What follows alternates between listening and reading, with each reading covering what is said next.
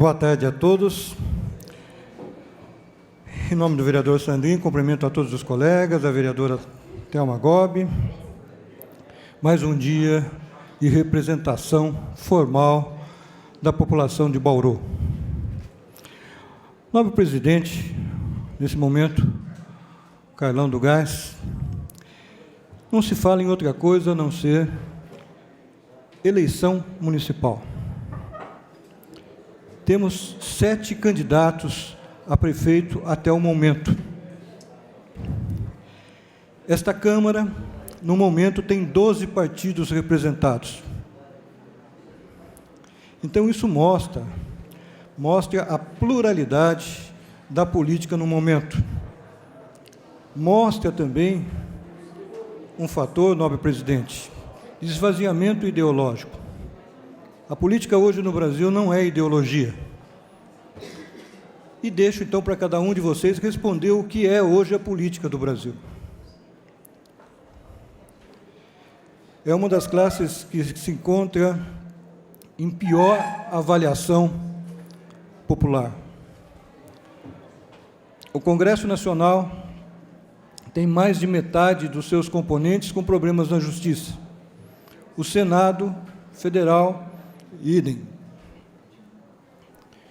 E, nobre presidente, essa casa não tem nenhum componente com problemas na Justiça corrente, do ponto de vista da atualidade.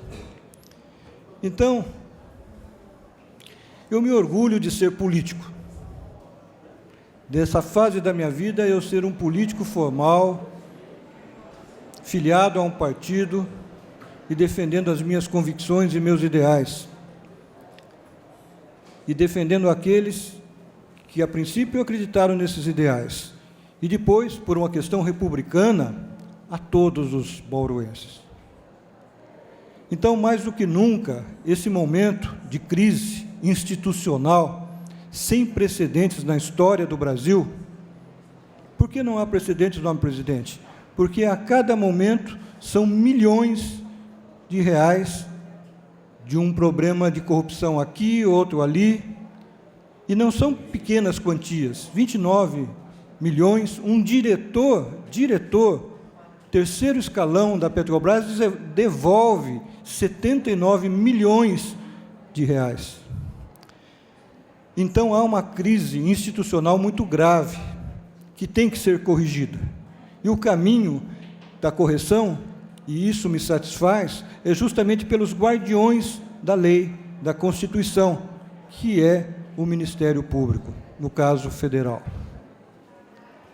Pertenço a um poder, ao poder legislativo, e esse poder não tem dado mostras de que pode cortar a própria carne e corrigir os seus erros, porque a maioria dos seus componentes tem problemas legais.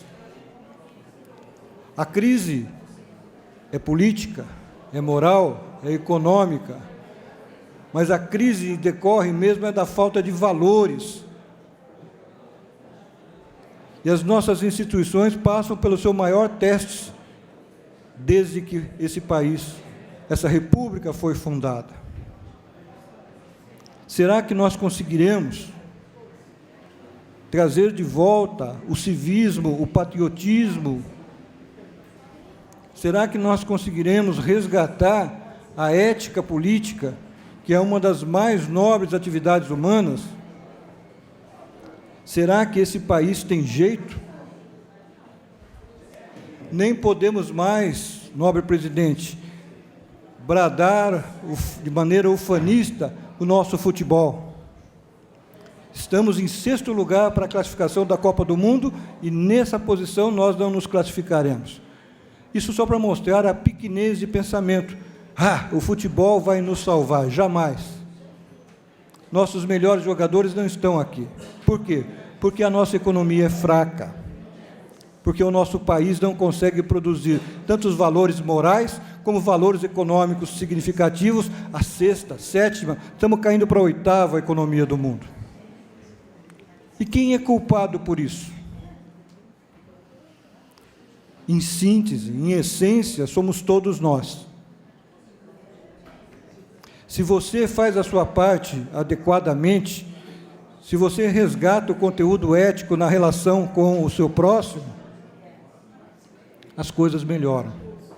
Mas se você é adepto da questão do jeitinho brasileiro, o jeitinho brasileiro nos trouxe aqui, nesse atual estado de coisas.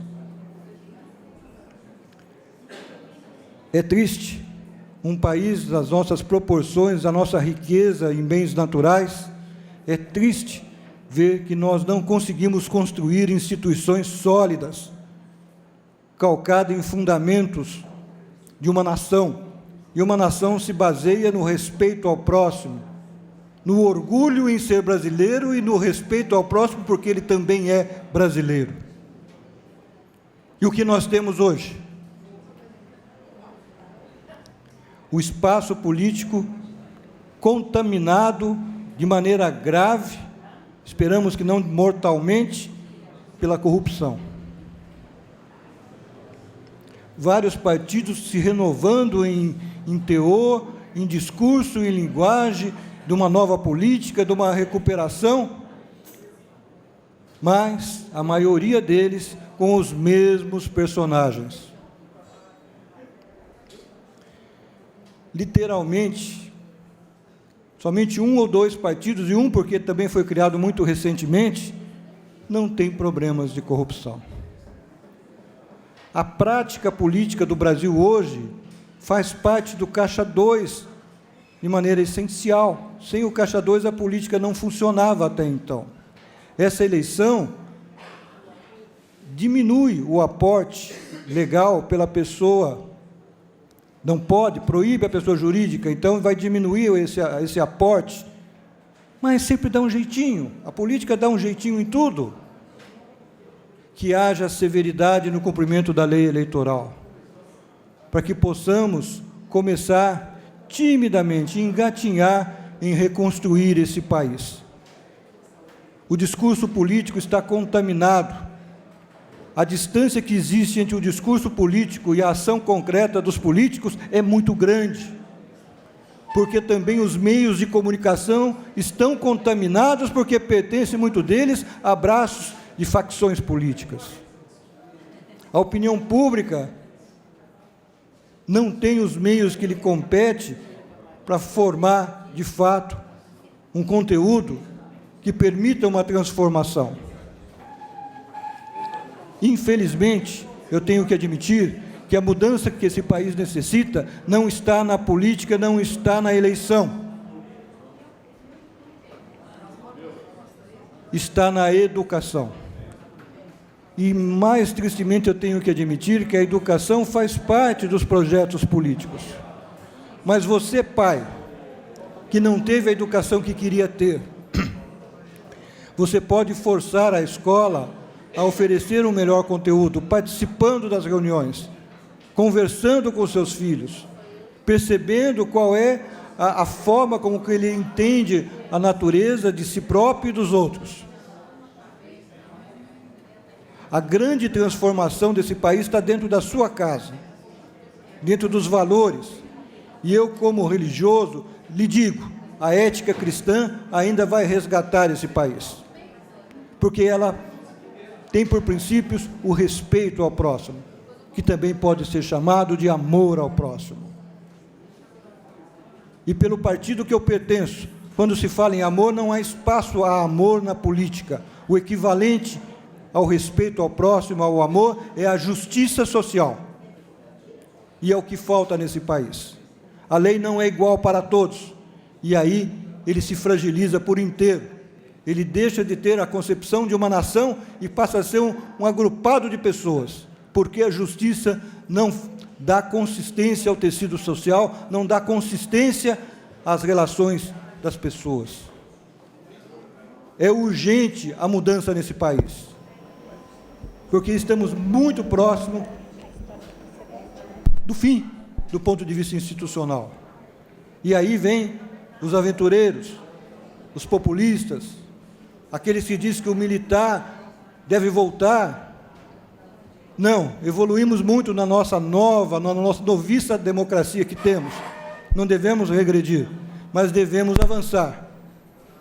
Pense reflita, olhe nos olhos, converse com aquele que você vai votar e cobre, mas cobre insistentemente daquele que você votou uma atitude coerente com o seu discurso. É o princípio do resgate, é o princípio da melhora. Obrigado, senhor presidente.